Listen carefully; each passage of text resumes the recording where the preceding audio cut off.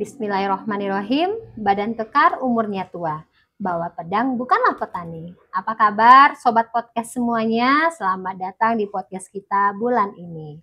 Selamat datang di podcast Asik. Mari kita belajar dan berkembang bersama untuk menjadi lebih baik. Assalamualaikum warahmatullahi wabarakatuh. Hai sobat podcast Asik semuanya, ketemu lagi dengan saya Widya Rahmita sebagai host dari podcast Asik TK Aisyah 1 Kota Bukit Tinggi, di mana setiap bulannya itu kita akan meluncurkan satu podcast yang akan membahas hal-hal seputaran dengan dunia pendidikan, termasuk juga terkait dengan organisasi kami yaitu Aisyah. Nah, hari ini Widya sudah bersama dengan narasumber hebat kita yang langsung datang dari wilayah Provinsi Sumatera Barat. Nah, jadi kalau kami di organisasi Aisyah ini, Sobat Podcast, itu kita berjenjang dari pusat, kemudian wilayah, daerah, cabang, ranting, dan sebagainya. Dan hari ini sudah bersama Widya, di samping Widya, ibunda kita tercinta ya, sudah bersedia hadir di podcast kita hari ini. Langsung beliau datang dari Padang loh untuk kesini untuk berbagi informasi dengan sobat podcast semuanya. Beliau merupakan ketua dari Majelis Pembinaan Kader atau MPK di organisasi Aisyah Provinsi Sumatera Barat. Selamat siang Ibu. Assalamualaikum warahmatullahi wabarakatuh. Bagaimana kabar Ibu hari ini? Alhamdulillah. Alhamdulillah. Baik. Nah, sobat podcast, tak kenal maka tak sayang ya. Nah, jadi kita mohonkan kesediaan Ibu untuk memperkenalkan diri kepada sobat podcast kita di luar semuanya. Silakan Ibu. Baik, terima kasih.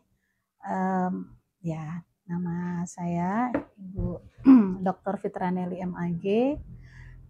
Saya sebenarnya lahir di Sungai Puar ya, Kabupaten Agam.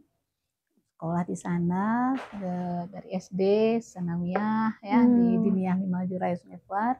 Lanjutkan ke Sumatera Toli Parabe. Ya. Salah saya dari Parabe ya, nyambung di YIN Imam Bonjol Padang atau UIN ya kalau sekarang. Jadi S1-nya di sana, S2-nya lanjut ke UIN Suskap Pekanbaru, dan S3-nya diselesaikan di UIN Imam Bonjol Padang.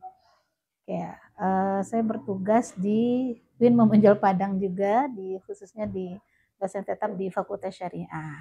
Itu barangkali. Iya, Bu.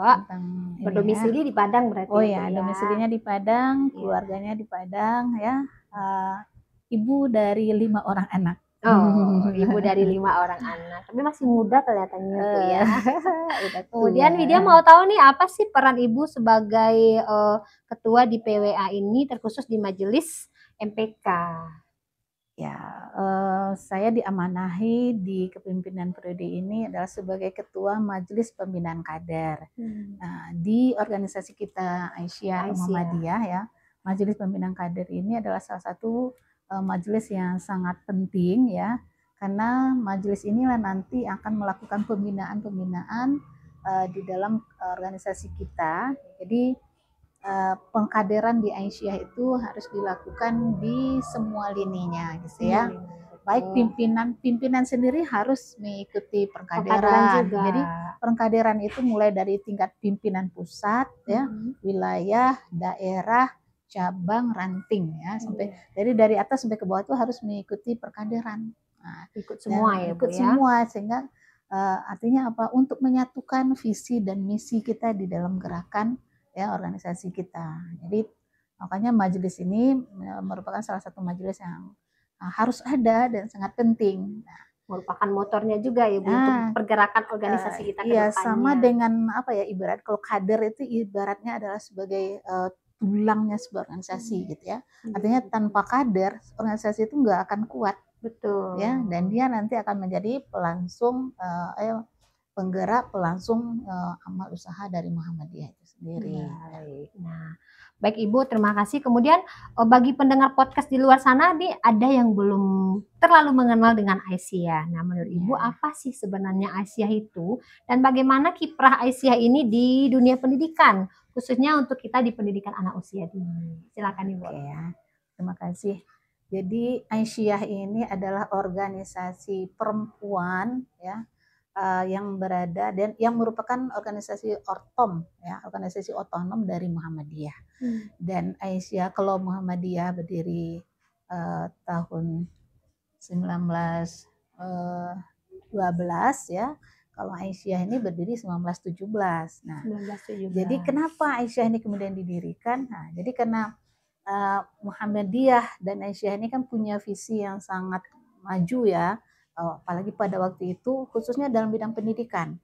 Ketika di konstruksi sosial pada waktu itu memandang bahwa pendidikan itu hanya untuk kaum laki-laki saja, ini organisasi Muhammadiyah itu justru berpikir bahwa ya perempuan justru ya juga harus menempuh pendidikan gitu ya. Makanya di awal berdirinya Muhammadiyah itu dia sudah melibatkan perempuan-perempuan gitu ya. Berarti kita udah emansipasi duluan ya, Bu. Benar, ya. udah beraktivitas di dalam kegiatan gitu ya. Dan memang gerakan pertama itu dalam bidang pendidikan. Jadi setelah berdiri Aisyah itu ya, berdirinya Aisyah itu kan berawal dari ya beberapa orang perempuan saja yang punya pandangan maju gitu ya. Dan mereka kemudian ya istrinya Kiai Haji Madalan, adik-adiknya gitu ya, kemudian ipar-iparnya gitulah, pokoknya keluarga besar. Kemudian ditambah lagi di Kauman itu, di sekitar Kauman itu ada juga pada gadis-gadis yang sudah terdidik gitu. Nah ini kemudian mereka melakukan pembelajaran, artinya diajak untuk berkumpul ya. Mulailah ada ibu-ibu rumah tangga, jadi di samping mereka sebagai ibu rumah tangga, nanti di sorenya mereka berkumpul ikut belajar, misalnya ada belajar membaca, menulis gitu ya. Jadi sudah, kalau istilah sekarang kombel ya Bu ya, sudah ada kombel ya zaman dulunya. Zaman dulu itu ya. Nah berawal dari itulah. Nah khusus untuk TK ya, untuk perhatian tentang pendidikan anak-anak ini organisasi Muhammadiyah dan Aisyah itu berpendapat bahwa madrasah pertamanya anak-anak itu kan pada ibu. Betul. Oleh karena itu kalau ingin melahirkan generasi yang bagus ya, maka ibunya juga harus orang yang pintar, orang yang berpendidikan gitu ya. Makanya di Aisyah atau di Muhammadiyah itu ya perempuan-perempuan itu betul-betul disupport gitu ya, diajak untuk menempuh pendidikan. Nah, dan tahun 2019 ya, itu berdirilah Taman Kanak-kanak Bustanul Atfal yang pertama itu di Indonesia. Itu belum ada taman kanak-kanak itu. Tahun 1919 ya Bu? 1919 bukan 2000 ya. 1919 ya, di Indonesia aja belum merdeka ya. Aisyah sudah mendirikan Taman Kanak-kanak Bustanul Atfal namanya. Ya. Tahun 1924 baru kemudian Bustanul Atfal ini menjadi TK Aba gitu ya. Dan itu memang menjadi TK yang pertama secara nasional di Indonesia. Luar biasa jadi kita ya, Bu. Jadi disinilah letak kenapa kemudian Muhammadiyah dan Aisyah kemudian memang punya slogan ya, Islam berkemajuan. Betul, ya. Jadi Aisyah itu organisasi yang berkemajuan karena memang memiliki pandangan yang maju ke depan. Betul. Gitu ya. Bergerak sebelum orang memikirkan orang gitu ya Bu ya. Masih berpikiran perempuan tuh nggak penting, pintar gitu kan. Berapa perempuan belajar gitu kan. Toh nanti dia kan ranahnya cuma dapur, sumur, kasur gitu saja. Sebagai ibu rumah tangga aja gitu rumah tangga ya. saja. Tapi Aisyah dari awal berdirinya sudah konsen ya dalam bidang pendidikan, khususnya untuk pendidikan perempuan dan anak-anak ya. Sehingga kan kita lihat ya sekarang di mana saja tuh TK Aisyah banyak gitu ya, di seluruh Nusantara. Tersebar di mana-mana. Tersebar di luar negeri juga ada ya Bu. Aisyah itu nggak hanya di Indonesia tapi juga di luar negeri ya. Jadi sudah. Bahkan kalau pergi ke Spanyol ya, itu sudah ada. Ada Masjid Aisyah di sana ya. Luar biasa. Jadi Aisyah sudah punya cabang di luar negeri yang di beberapa negara. Jadi sudah bersifat internasional, bukan hanya nasional saja, sudah internasional. Baik. Nah, di sini ada kegiatan Baitul Arkam bagi guru TK di Aisyah. Maksudnya Baitul Arkam itu seperti apa sih Bu? Kemudian kenapa kegiatan ini dianggap penting untuk kalangan pendidik di lingkungan TK Aisyah? Oke, baik. Baitul Arkam itu ada salah satu bentuk perkaderan yang ada di Aisyah. Jadi secara umum pengkaderan di Aisyah itu ada dua bentuk ya. Ada namanya pengkaderan utama dan ada pengkaderan fungsional. Nah, pengkaderan utama itu bentuknya ini adalah Baitul Arkam ini. Nah, Baitul Arkam itu sendiri itu terinspirasi dari nama sahabat Nabi ya, Arkam bin Arkam. Jadi kan waktu Islam baru datang itu kan ketika baru ya artinya belum banyak orang yang masuk Islam, itu kan Nabi melakukan pembinaan kepada orang-orang yang baru masuk Islam itu di rumah sahabat Arkam bin Arkam. Nah, jadi terinspirasi dengan itu karena pengkaderan di Muhammadiyah dan Aisyah ini kan kita melakukan pembinaan kepada para anggota, mulai dari pimpinan ya, semua lini termasuk anggota-anggotanya, artinya semua keluarga besar Aisyah dan Muhammadiyah terlibat, itu wajib mengikuti Baitul Arkam. Nah, jadi karena di Baitul Arkam itu dilakukan pembinaan ya terhadap anggota. Nah, berkenaan dengan Baitul Arkam TK Aba ya, yang kita adakan di sini. Nah, di pengkaderan itu kan dilakukan ada kepada pimpinan ya, kepada anggota. Nah, salah satunya juga kepada amal-amal usaha yang ada di lingkungan Muhammadiyah dan Aisyah. Nah, TK Aba ini kan berada di bawah Aisyah. Betul. Ya, jadi amal usaha ya, amal usaha Aisyah. Nah, semua yang terlibat, semua yang bergabung di TK Aba itu kan dengan sendirinya kan sudah menjadi keluarga besar dari Aisyah dan Muhammadiyah. Udah jadi kader gitu ya. Jadi kader, makanya perlu dibina.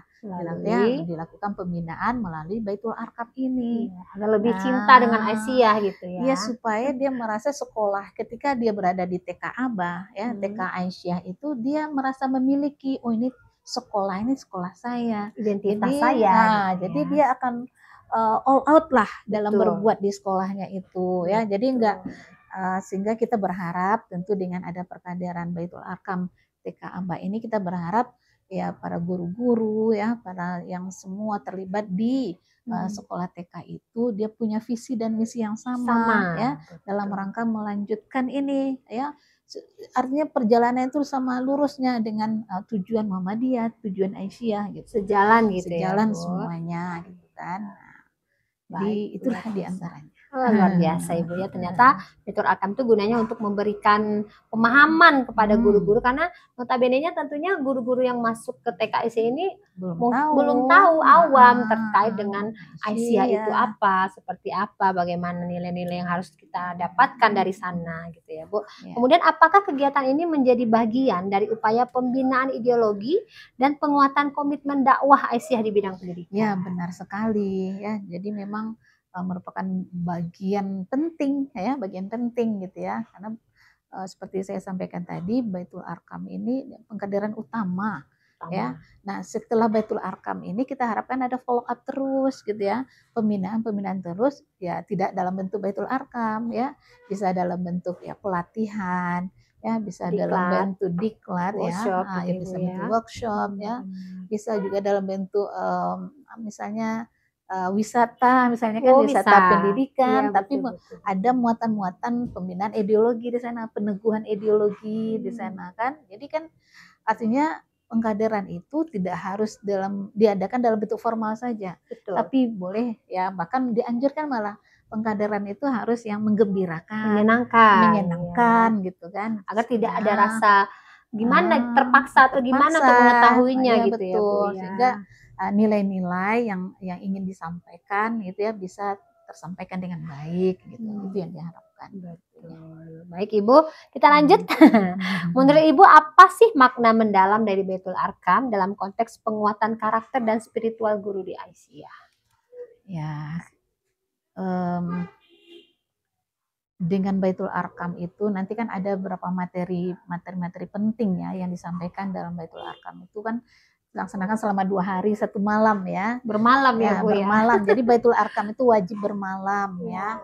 Nah, dan itu kan peserta itu kan diberikan materi-materi yang memang dianggap penting gitu ya untuk perkembangan spiritualnya, mentalnya gitu ya, dan bagaimana dia bisa